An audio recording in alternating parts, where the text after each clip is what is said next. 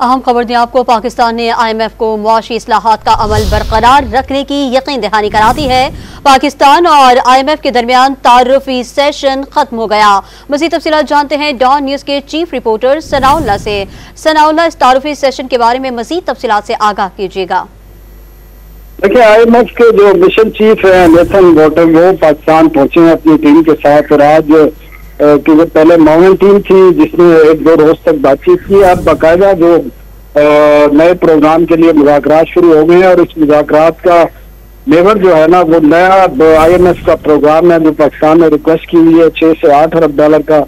उस पर बातचीत का बाकायदा आगाज हुआ और पाकिस्तान ने यकीन दहानी कराई है इन बातचीत में कि पाकिस्तान जो रिफॉर्म्स का और जो स्ट्रेटेजिक किस्म के इश्यूज का था उस पर अमल दरामद जारी रखेंगे और जो IMF के शॉर्ट टर्म प्रोग्राम में इकदाम किए थे उनको कंटिन्यू करेंगे। इसके साथ FDR, फाइनेंस मिनिस्ट्री और जो दीगर मिनिस्ट्री हैं उनसे भी आइंदा 1 से 1.5 हफ्ते तक मुज़ाकरात जारी रहेंगे। और तवक्को है कि 10 से 15 दिन के अंदर पाकिस्तान और IMF के दरमियान नए प्रोग्राम के लिए मायदा तय पा जाएगा। चीफ रिपोर्टर सनाउल्लाह खान तफसीलात से आगाह कर रहे थे, आपका शुक्रिया।